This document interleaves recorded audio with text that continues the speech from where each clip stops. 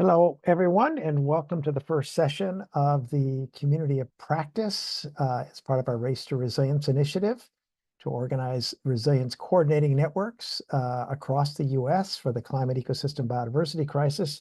I'm going to wait just one more minute for more people to join, and then we're going to get going. So hang in there for just a few seconds, and then we'll get going.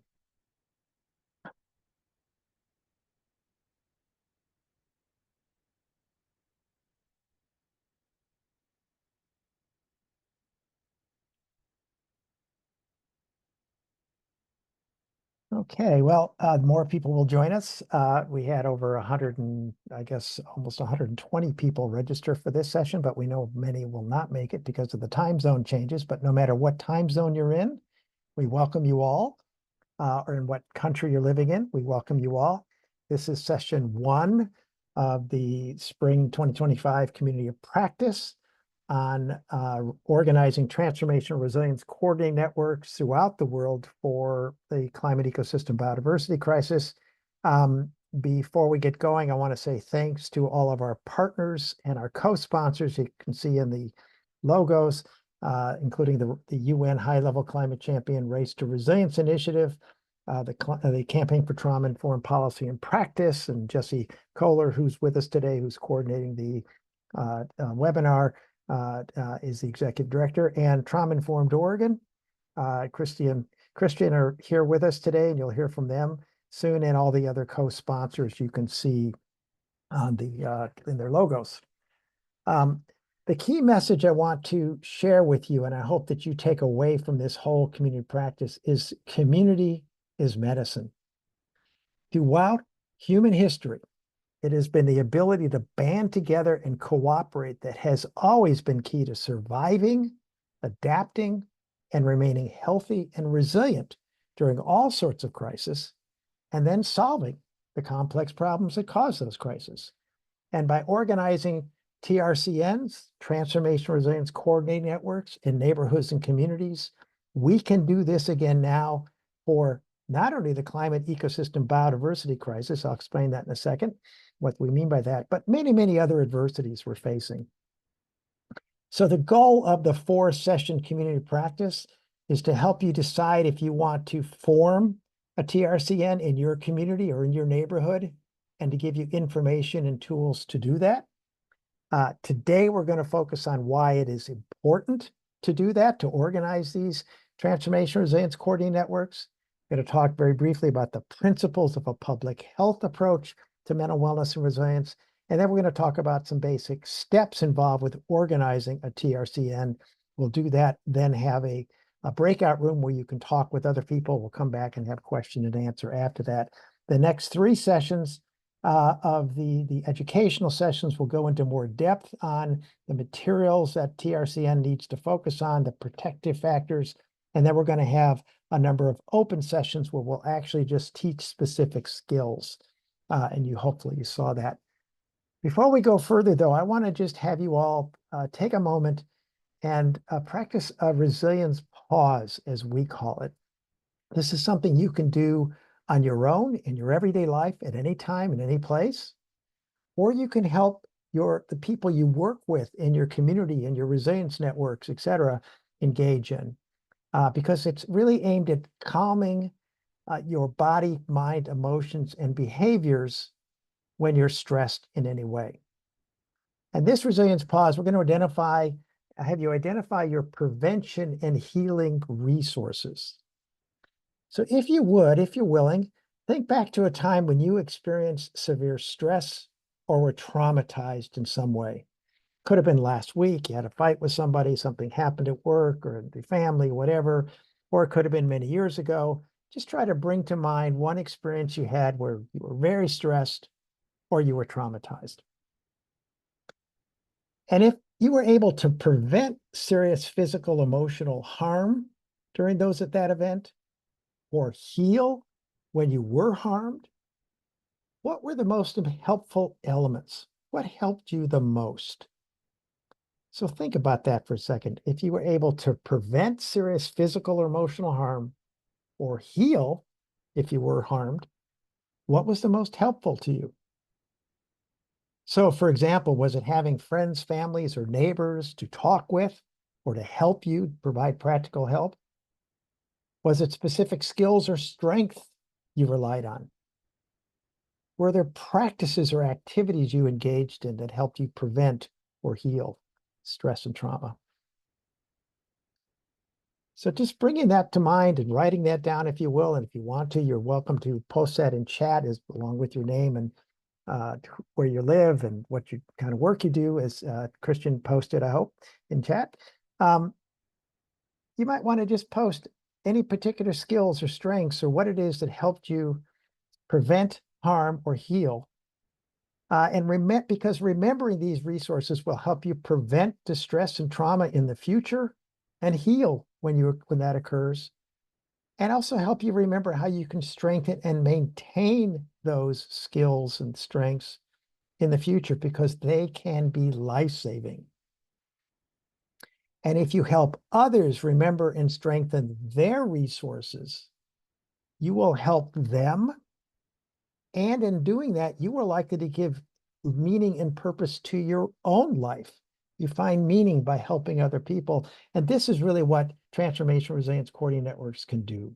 It really helps you and helps others. So why are we going to focus on, through this community practice and what our entire Race to Resilience initiative is about, why are we going to focus on forming transformational resilience coordinating networks? And it's because the stresses and traumas that people are experiencing all over the world today are really at epidemic levels. Here in the US and affecting other countries, the Trump administration's cuts to budgets and staff, et cetera, and push towards authoritarian is incredibly stressful. Lack of sufficient jobs and incomes, high levels and increasingly growing poverty, vast economic inequalities, racism, violence, many other kinds of stresses that are unique in some ways to each country, to each community, each person, but they are there. And you add to these stresses and traumas now those generated by the climate-ecosystem-biodiversity crisis. And what we mean by that is we usually talk about the climate crisis or global warming, and that's not actually technically what's actually happening. Yes, we have disrupted the Earth's climate atmospheric system, but we have also degraded ecological systems around the planet and exterminated biodiversity. The degradation and loss of biodiversity is feeding back and increasing temperatures, and increasing temperatures is causing more loss of ecosystems of biodiversity. So it's actually a climate ecosystem biodiversity crisis, or CEB crisis. So what does this mean? And I'm just going to go into, we're not going to dig a lot into this, but I want everybody to have this information if you don't already.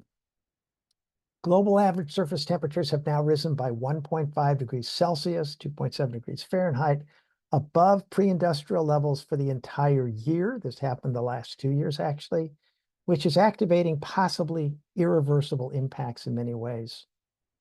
And even more than that, emissions already concentrated in the atmosphere and other factors make the possibility of limiting temperatures to 2 degrees Celsius or 3.6 degrees Fahrenheit now dead. It's not going to be possible.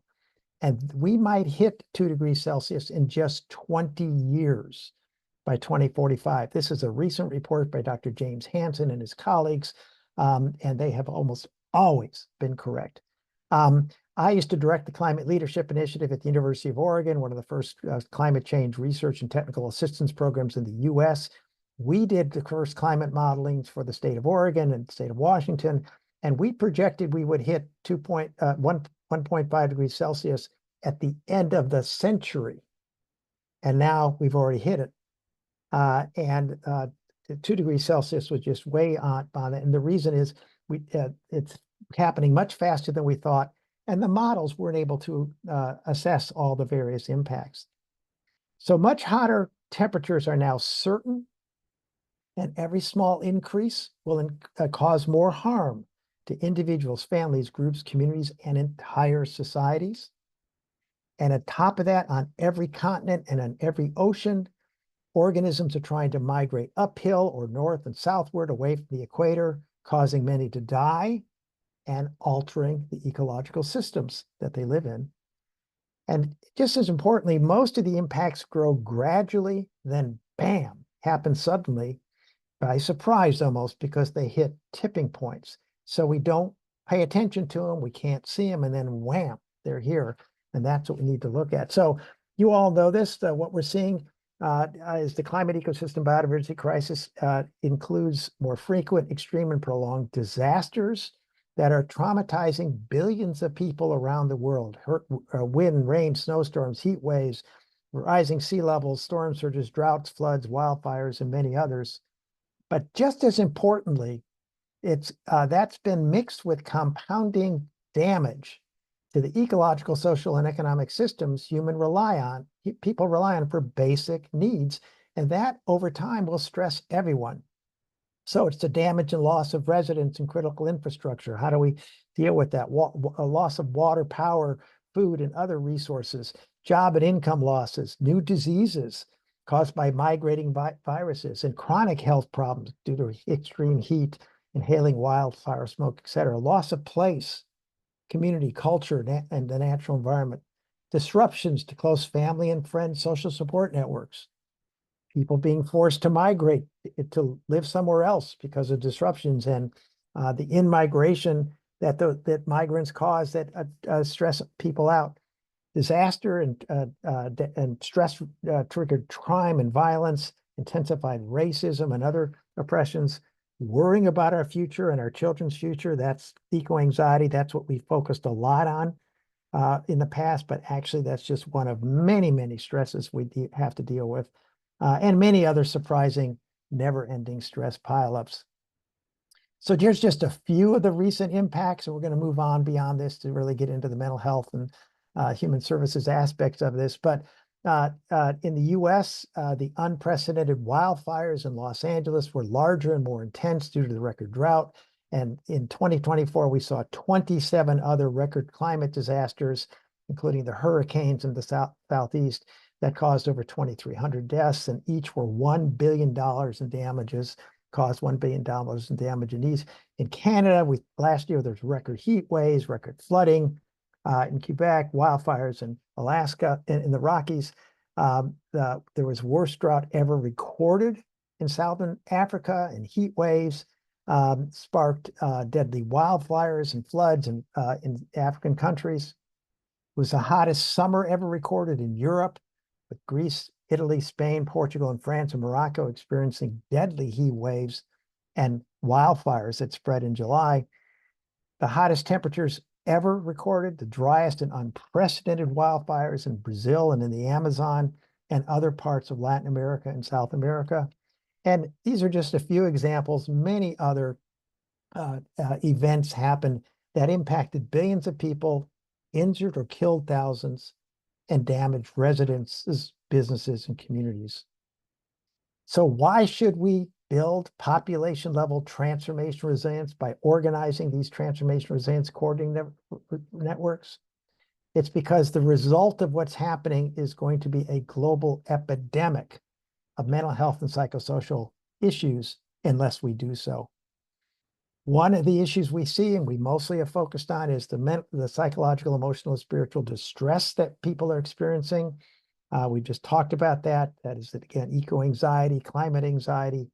But just as importantly are the individual traumas that people experience, and that is when their sense of the world, the world is a safe place, relatively safe place, and their role in it gets shattered, and it really sets them back. It's very difficult to cope with what's happening. They often feel overwhelmed.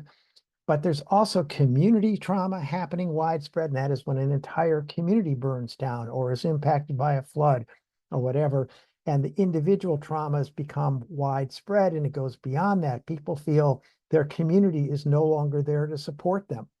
So it's beyond the individual trauma. And we're also seeing societal level traumas. And what we mean by that is the COVID-19 pandemic was a societal level trauma. Everybody was impacted in some way. And it includes the individual and the community trauma, but it means entire nations, entire cultures are stressed and traumatized by what is happening. And unless we form these transformational resilience coordinating networks, these initiatives to help prevent and heal the impacts, the climate ecosystem biodiversity crisis is going to end up being the greatest societal trauma modern society has ever experienced. It's really important to understand that in different ways, times, and magnitudes, everyone is going to be impacted. This is a global population level problem. But in the near term, those at the greatest risk include many middle and lower income nations that have added little to the climate ecosystem biodiversity crisis, especially those near the equator, BIPOC residents, Black, Indigenous people of color, low-income populations, migrants in almost any location, ethnic minorities, single women and young children, people living alone, the elderly, people with insecure housing, and people with pre-existing mental health or physical health conditions, as well as first responders. So the climate ecosystem biodiversity crisis is aggravating many existing inequalities and injustices and adding new ones that create even greater impacts for these groups. And that's really important to remember. But it is also important to remember to be very careful about how we talk about and frame and address vulnerability. And that's because first, a disrupted climate ecosystem biodiversity system will often make those assessments of who is vulnerable flawed. We just saw that in North Carolina. My wife grew up near Asheville. Her family is still there. No one imagined that Hurricane Helene would go that far west in Carolina. It was always considered a climate safe zone by people there. But it went up there and hammered the entire region, rich or poor, no matter what your racial background, your cultural background, everybody was impacted. And so what do we mean by vulnerable there? And just as importantly, focusing on only the vulnerable could allow wealthier people to think that they're immune from the impacts. And thus, they don't need to cut their emissions or change policies and practices. This is just something for those folks over there. Okay, we'll give them a little money, or maybe not. So we have to really think carefully about how to approach and respond to vulnerability, even though it is very real. How do these impacts occur? Look at your own body. This graph here is my attempt to show stresses that people hold in their body up at the top. Sometimes you get a headache, right? Maybe it's a neck ache. Maybe it's pain in your shoulders or your chest or your fingers or your stomach, your feet, etc. What is that about? What's going on when you have those kinds of feelings? Normally, for almost all the time, it's because you have activated the stress that you might have been experiencing or thinking about has activated a fight or a flight or a freeze or a fawn reaction that releases cortisol and adrenaline into your bloodstream. And it causes a physical reaction, increased blood pressure, pulse rate, difficult breathing, cold sweats, muscle tension, aches, pains, sleep disorders. But it can also almost always create mental reactions, excessive fear, worry, guilt, loss of trust in other people, and shattered beliefs about the nature of the world and your place in it, spiritual beliefs and other kinds of beliefs that lead to loss of meaning in life. We almost all experience something like that many times in our lives, but we find ways to get out of it and we discharge that tension, that stress. If it's not discharged and we continue to live with that flight, freeze, or fawn reaction, what began as a helpful adaptive reaction can become harmful. The fight, flight, freeze, or fawn reactions are healthy, natural reactions to protect you from threats. But when the threats are gone, they need to be discharged. And when they don't, they can become very harmful. So the ongoing distress and trauma often cause maladaptive coping mechanisms. We try to numb ourselves or escape the feelings we have through use of illegal or legal drugs, food, tobacco, etc. We seek diversions by hypervigilance, social media, playing electronic games, whatever. We seek relief by turning our distress on our significant other or children, creating more ACEs, or becoming violent and aggressive towards other people. Or we dissociate, we just disconnect from reality. We deny, we neglect. And what often happens then is we repeat the same behaviors that have caused the problem in the first place, called reenactment. All of which leads us with less ability to think clearly, adapt to the changes we're experiencing, remain healthy and resilient, and meaningfully address the climate ecosystem biodiversity crisis. If this continues, most people experience all-encompassing personal breakdown, or many of us do. We experience physical health problems, psycho-emotional problems, spiritual problems, cognitive problems, behavioral problems, again, all of which leads to less ability to think clearly, adapt, remain healthy and resilient during adversities that we experience, and address the climate ecosystem biodiversity crisis.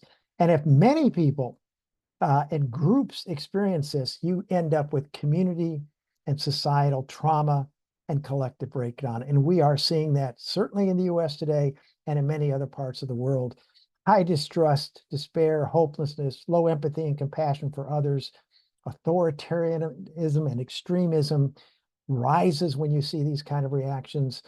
You get we versus they polarization, vast levels of aggression, violence, crime, no concern about the natural environment.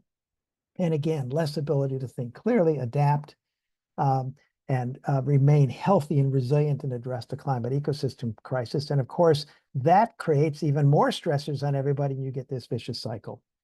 And that's really what we're experiencing today.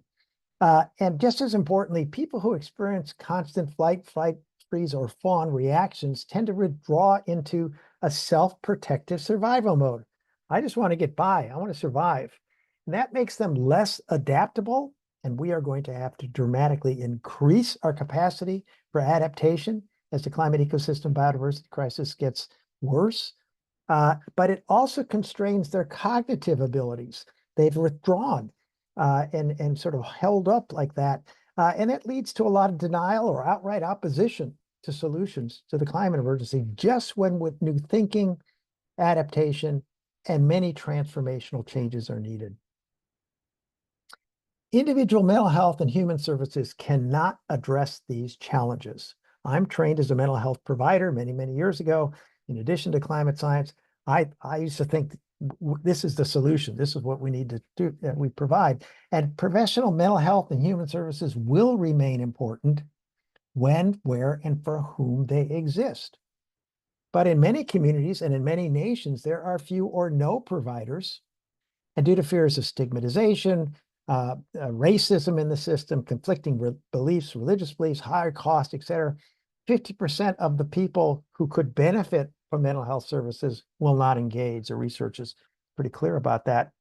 And just as importantly, mental health and human services are reactive. They mostly treat individuals with symptoms after they appear. I don't go to see a mental health provider when I'm feeling healthy or haven't experienced a symptom. They do not proactively prevent widespread problems by building resilience or activating transformational change. And it's just important to remember now that there's a lot of focus on community resilience. Most of it is on external physical resilience, hardening infrastructure in the communities, et cetera. But there is no real community resilience without widespread social, psychological, and emotional resilience. Again, community resilience has mostly focused on external physical factors, and while important, most of this is done by NGOs, nonprofits, or private firms or public agencies, and do not meaningfully involve local residents. They might ask for some feedback, but they go do it on their own. And sometimes they don't even really ask for any feedback or don't take it into account. And they rarely integrate building psychological, social, and emotional resilience into their work. I can attest to that, work with a lot of resilience organizations that want to go out and get this work done. We don't have much time, we don't have money, let's go do this work. Oh, well, but everybody's stressed in doing it. Well, we don't deal with that. That's not something we deal with. And just as importantly, as often seen, many of the external physical resilience efforts will have limited effect or fail. And it's seen so far we only focus on the extreme weather events in terms of dealing with external physical resilience. That doesn't help with the human psychological, social, and emotional dimensions. So this underscores the urgency of placing an equal emphasis on strengthening the human, social, psychological, and emotional dimensions of resilience. And we have to expand beyond the external physical factors. The reality is that climate traumas, these stresses and traumas, and most of the other traumas people experience today result from interacting individual, family, social, economic, built, and ecological factors. This chart, the social-ecological model down at the bottom, that's what in the mental health field, especially the biomedical model of mental health, believes that it's just the individual and to some extent the family that determines whether a person has what might experience a mental health problem. So the individual, it's true, their genes, their biological makeup does affect them, and the skills they learn, the experiences they have in childhood. But that's greatly influenced by the connections they have with friends and families and their social networks and the social norms and values of those people. All of that is significantly influenced by the conditions of the neighborhoods they work in, their workplace, schools, voluntaries and civic associations, religious and spiritual associations. All of that is shaped by the policies, institutions, policy relationships, and type of level services that are available. And all of that is influenced by the environment in which people live, the conditions of food and water, open space, green spaces, the physical systems, economic systems, and ecological systems. There's an old Native American saying that we are all shaped by all our relations. And there's a Bantu term in South Africa, Ubuntu, I am because we are. That since we are, therefore I am. They describe the social ecological model. So we have to address all of these interacting forces to help people survive and remain healthy and resilient during the long climate ecosystem biodiversity crisis. And this means we must now organize the social infrastructure in communities to address two big urgent tasks. The first is to provide mutual aid and emotional support to help all residents remain physically, socially, psychologically, and emotionally safe, healthy, and resilient, as they also use the adversities to find new meaning, purpose, courage, and hope in life and thrive. That's got to be interlinked, combined with mobilizing residents and groups and organizations to do their part to reduce the climate ecosystem biodiversity crisis to manageable levels, prepare for and adapt to the impacts of the crisis, and create safe, healthy, just, and resilient local conditions. These two interconnected tasks require that we expand beyond many long-held assumptions, beliefs, theories, and practices, including in the Western world, the reliance on the individual biomedical model of mental health and direct human services to really think differently. We must think systemically and respond holistically at the scale of the challenges we now face. And if we do this, we can view the climate ecosystem biodiversity crisis as a teaching tool to help us learn, grow, adapt, and activate some very important deep-seated transformational changes. This means we must, what we call, build population-level mental wellness and transformational resilience. And what this means is when suffering is caused by previously unseen external forces that have no endpoint, resolution, or simple cure, the priority must be to help everyone develop the capacity to buffer themselves from and push back against those stressors and use adversities as transformational catalysts to learn new things, adapt, and find new sources of meaning, purpose, courage, and hope in life. Transformational resilience involves helping everyone strengthen their capacity for what we call presencing, self-regulation, and co-regulation. That's calming the body, mind, emotions, and behaviors during traumatic stressors and helping others do the same. That's co-regulation, as well as purposing, or adversity-based growth, post-traumatic growth, as it's called in psychology often. And this is about learning from adversities and using them to find new meaning, direction, and hope in life. That often reveals that we have different strengths we never thought we had. We develop better bonds with people, much greater appreciation of life, and many other positive qualities. Presencing and purposing, as we call them, you can call them anything you want, are primary prevention. And the combination can really rebuild faith and hope in the future, as we've seen in many, many places where we work. Here's another way to think about transformational resilience. We all have a certain level of functioning that we go through, and we go up and down a little bit in that, but then an adverse event happens and it causes us to be dysregulated. This happens to all of us at some point in time. Most of the time we recover. We use presencing skills in some way. It might just be going out and getting exercise, could be whatever it might be, to release that the fight, freeze, or fawn reactions that are activated through the adverse event. And it stabilizes our nervous system. But sometimes we use it to actually grow. We use that adverse event to grow. That's what purposing is about. This is what we call transformational resilience, moving beyond the previous beliefs and practices while holding the pain of the trauma and managing it. And it requires that we make a choice.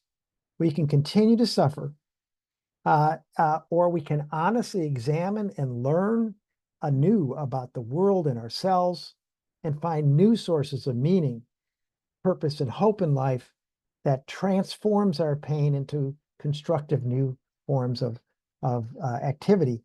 That's what transformational resilience means, and that's really going to be urgent to respond to the climate emergency. Well, I do this work at the population level. A noted clinical psychologist, Dr. George Albee, once said, "No epidemic has ever been resolved by paying attention to the treatment of the affected individual." And this underscores the need to expand our approach beyond the individual mental health services approach to prioritize a public health approach to mental wellness and transformational resilience. What are the core principles of a public health approach to mental wellness and transformational resilience?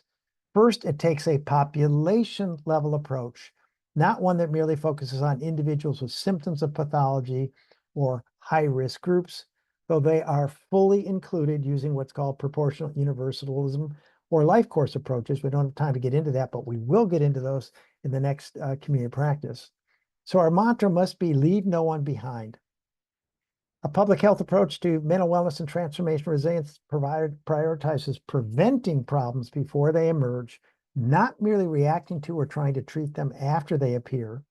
And it integrates group and community-minded healing methods into the prevention strategy. So we must always remember that prevention is the cure. And a public health approach to mental wellness and transformational resilience does this by strengthening protective factors, social supports, resilience skills, local habits, local resources, policies that build and sustain healthy thinking and behaviors, not just trying to fix deficits or treat individuals one at a time with symptoms of pathology. We must build strengths, social connections, and resources. And research shows that we can enhance and build mental wellness and transformational resilience.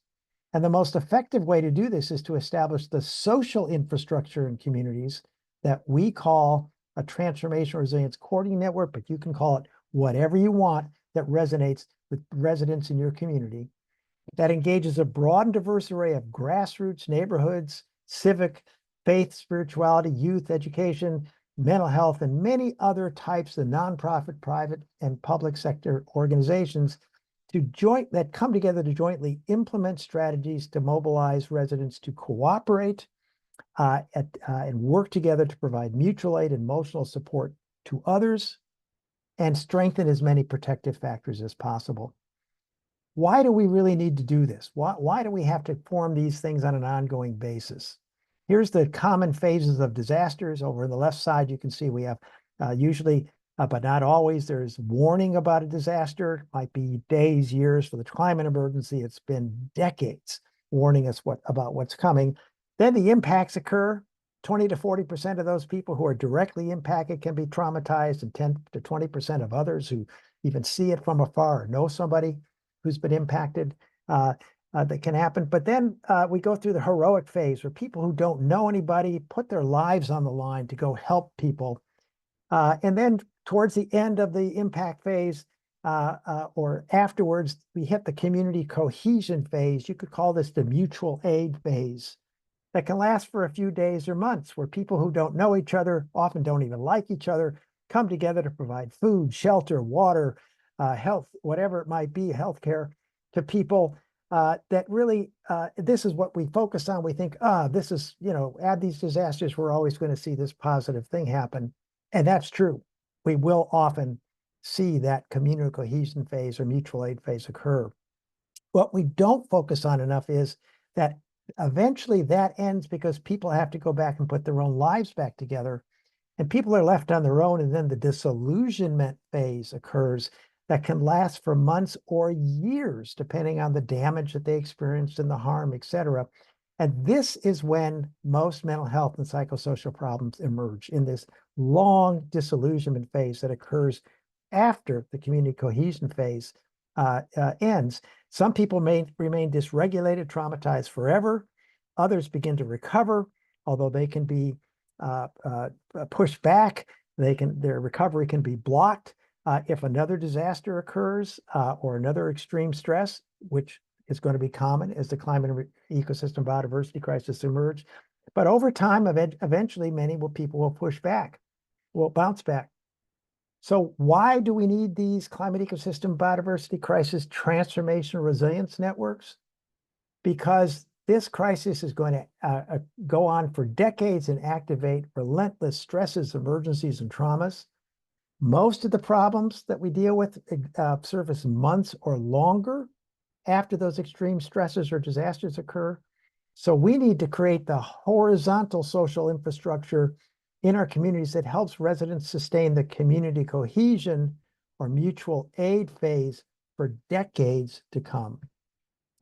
Always remember, our ability to cooperate, provide mutual aid, and emotional support has always been key to human survival, wellness, and resilience. And that's what we need to focus on now. Here's an example of an ideal transformational resilience coordinating network. You could call it well-coordinated decentralization using a ring team or a hub and spoke approach. Inside, you see a circle. On the top, there might be neighborhood leaders, private sector, civic, youth, public sector, mental health, nonprofit, faith leaders. They form the steering committee or the board, whatever you want to call it, of this group. They might elect co-chairs of the executive committee. And outside of that, often there are people and teams working with different populations or sectors building resilience. So up at the top right-hand corner, you see there might be groups working with neighborhood groups. Moving to the right, private sector innovation teams, some working with youth, some with education programs, some with the public sector, some with human services, climate and disaster management, or community leader innovation teams. They all develop their own plans to build mental wellness and resilience with their populations they're working with, but they come back and they share what they're doing with everybody else. They get good feedback from everybody. Everybody knows what's going on. You find gaps in populations being served. You coordinate fundraising, et cetera. So why do we need this kind of well-coordinated decentralization?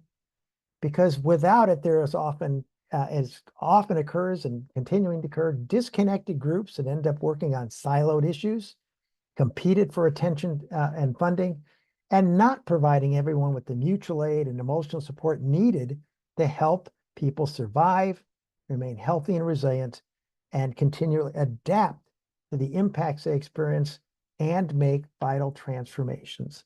We've got to cooperate in new and expanded ways to respond to the climate ecosystem biodiversity crisis and the many other challenges that are happening today. Here's just a few examples of TRCNs in the US. And many of them started with adverse childhood experiences or community violence, and they expanded. North Carolina has over 50 now, focused on either in development or up and running, focused on what they call 4 ACEs: adverse childhood experiences, adverse community experiences, adverse climate experiences, and atrocious cultural experiences, which means racism mostly. Virginia has 32 of what they call the trauma-informed community networks, building resilience and preventing and mitigating the impacts of trauma in their community. And you see a number of others.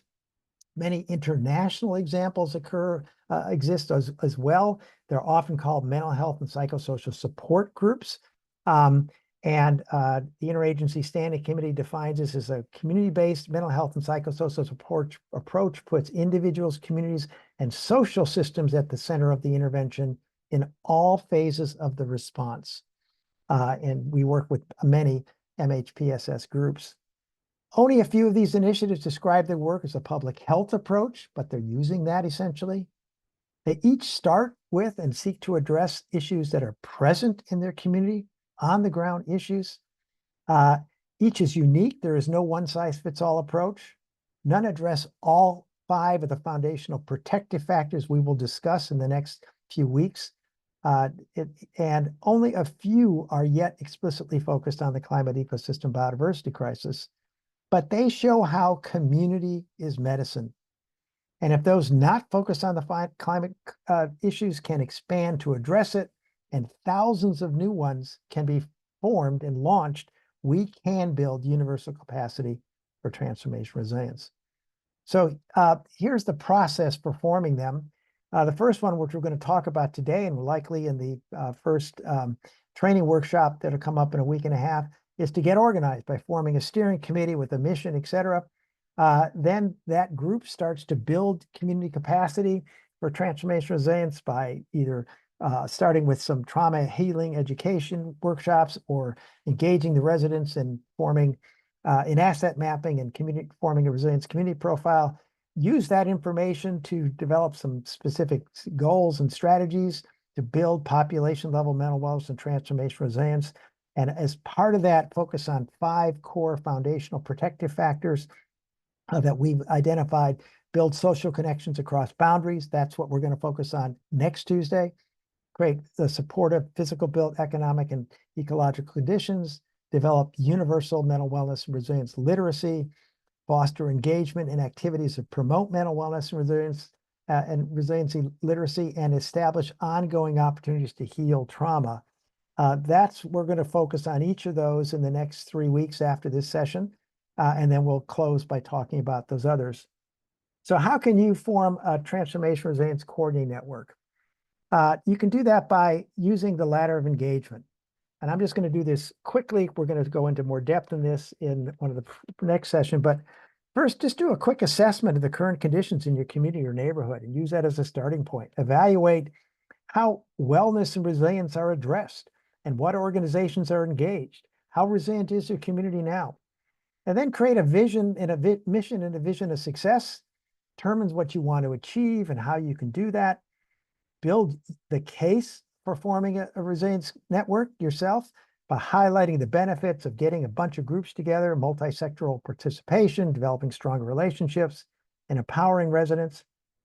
Then go ahead and contact and share that with 3 to 10 potential co-founders of a TRCN. Reach out to them, introduce your sense of the mission and vision, discuss different roles, and help them see the benefits. Invite everyone to some meetings to discuss this that make them fun. Hold fun meetings where people discuss the vision, have fun together, play together, and decide to participate. Then try to some small activities to try to get some small wins. Do a few pilot projects. Decide how to communicate about them and identify what works best. Then identify some metrics to measure success and track progress, et cetera. And then over time, you create a community-led and centric culture. And that means you keep expanding participation and embed community activities in these activities. There's one of these being formed now in Multnomah County in Oregon, which is up in the Portland metro area. And I'm going to have Christian talk about that process in just a few seconds, in very few seconds, just so you get a sense of how this can take about. Christian? Yeah, thanks, Bob. So yes, we've kind of kicked off a TRCN here in Multnomah County. We're based in Portland, Oregon, in the northwest side of the U.S. here. And so far, we've been off to kind of a slow start as we get organized. We have several different types of organizations represented, about 10 people involved so far. And we're seeking to really plug in where the low-hanging fruit, as one of our participants calls it, in the sense of like areas of action or entry points into this work that seem like obvious. It's right there, and a very clear and present way that we can plug into this. So part of that has been determining who's doing this work and how we can support that. There's a lot of great work underway here in our county. So so far it's been a matter of determining who's doing that and how we can support them. We've taken turns facilitating, so each member will take a week. We meet about once a month, and they'll kind of provide an outline and areas of focus, and kind of lead the group in that discussion. We've gone over some asset mapping. We've talked about establishing a shared set of values and determining gaps in the work that's underway here in Portland and Multnomah County. And we're very excited to be meeting in person for the first time this coming week. So in that meeting, we have our agenda that we'll be kind of getting into, would be discussing the situation. So what's the current state of this work? Where are those gaps that we've identified? And how can we address these issues? We'll be talking strategy. So what is the core purpose and mission of this TRCN? What specific problems or issues will we be seeking to address? We'll be talking about the structure, so decision making and roles. How can we all serve the objectives of the TRCN here? We'll be digging in deeper to establishing that set of shared values, and we've already had some conversation around that. We have such a diverse group of organizations and involved here in the TRCN, so kind of inherent in that is maybe some differing shared values, and how can we make those mesh and move forward together in a way that is productive. Skills and strengths. What kind of skills, what are we passionate about? How can the experiences we've had seek to benefit the TRCN here? We'll be talking about staffing. So who will be running this TRCN? What's the scope? So what kind of geographic area will we be talking about or seeking to address? Target population. Sponsorships, that's been a big one that we talk about across, throughout the COPs here and whatnot. How will we fund these efforts? Time bound, so the span of our work. What are we thinking in terms of like the duration of this partnership? And finally, space. So where is there a physical meeting space we can be meeting at? Will continuing to meet online work for us? So a lot of things being established, a lot of work underway, and it's been really neat to see different leadership styles step up as folks take turns facilitating and providing those outlines. So off to a good start here. Yeah, we're very excited. Thank you, Christian. And this just gives you an example of how these things can sort of grow. They grow and take off in different ways in different communities and different neighborhoods. But and we're going to provide support for you to do this kind of work. I'm going to talk about that as we close today's session, how we provide that support to you so you don't have to think about all that stuff on your own. We can sort of suggest you to address these issues. I just put this in the slides. You'll get this later. If you want to form a new TRCN, here's a little chart you can use to who you can talk with about it, or if you want to expand an existing group to become a TRCN, who can you identify? But we're going to do breakout rooms now for 5 minutes. They're going to be short. We apologize. But if we could, just give you a moment just to briefly meet some other people and talk briefly. So just briefly introduce yourself.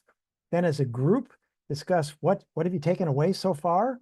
What have you gained? And if you have some thoughts in mind, who can you reach out to and discuss forming a new TRCN in your community or expanding an existing group to become a TRCN?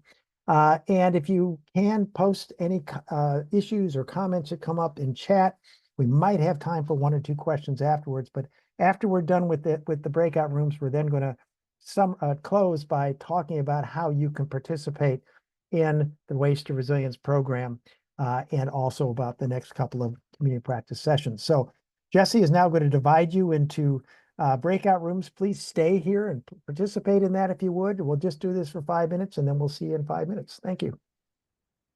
Thanks, Bob.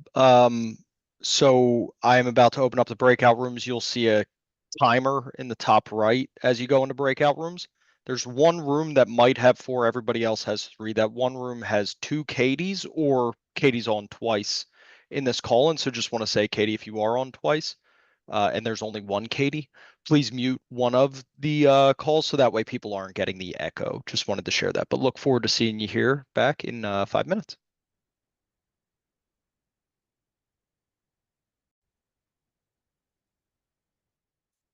Well, welcome back, everybody. I know that wasn't enough time or not much time, and it sounds like some people didn't appear for the breakout room, but I hope you had a good conversation. If anybody has any particular questions or points that you'd like to post in chat, please do that. Something that came up, some interesting questions, some interesting key points, please do that, and Christian will read a few of those. Christian, let me know if anything has come up.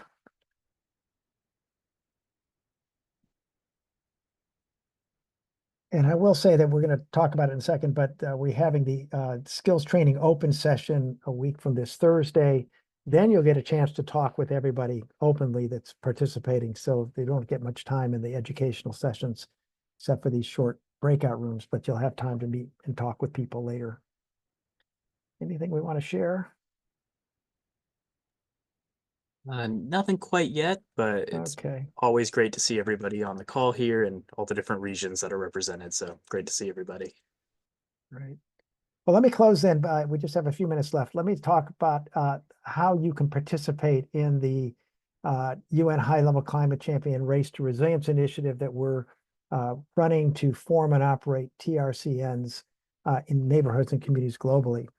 If you're interested in forming a TRCN, you apply. We'll send you the, you'll see the application link soon, and we will designate you as a prospective TRCN. And this means we will provide you with a handbook about how to organize a steering committee or task force, whatever you want to call it. We will provide ongoing technical assistance, involve you in a community practice to help you form a wide and diverse steering committee and help the steering committee develop a vision, mission, goals, and operating procedures. Once you have a steering committee or advisory committee, whatever you want to call it, in place, we'll invite you to become an emerging Transformational Resilience Coordinating Network. And again, we'll provide you with a different handbook, ongoing technical assistance and involvement in community practice to help you develop a multi-systemic strategy to build population-level mental wellness and transformational resilience. And once you have a strategy that's ready to go, we will invite you to become a commissioned TRCN. We'll provide you another different handbook on with technical assistance and involvement in community practice to help you implement the strategy and learn how to continually improve it and expand your work. The focus of next Tuesday's community practice is we're going to dive into the most important foundational protective factor. I briefly mentioned it, and that is how would a TRCN build population level mental wellness and transformation resilience by building social connections and forming mutual aid networks throughout the community. Before next Tuesday's session, if you're interested, something to consider is outline your own vision of a local TRCN. What would it do? What would it include? Who would it include? What would be different from what currently exists?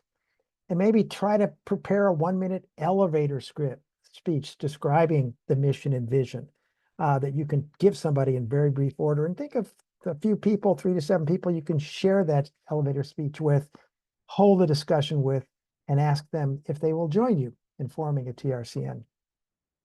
And then the Thursday after that, we're going to hold the first skills training open session.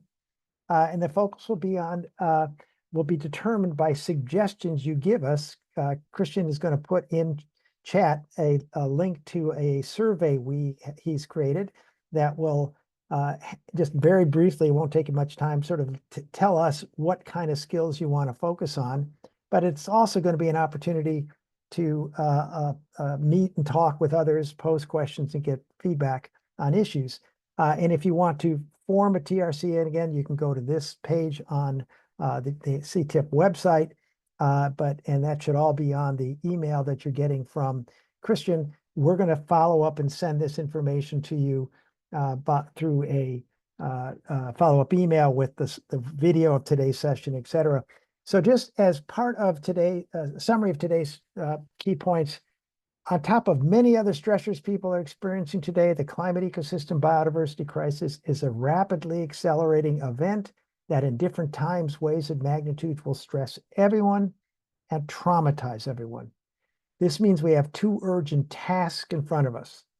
Build the horizontal social infrastructure in communities that engages residents and providing mutual aid and emotional support to everyone to help people survive and remain healthy and resilient during the long climate ecosystem biodiversity crisis, while at the same time motivating residents to do their part to reduce the crisis to manageable levels, adapt to the impacts, and greatly enhance social, economic, and ecological conditions.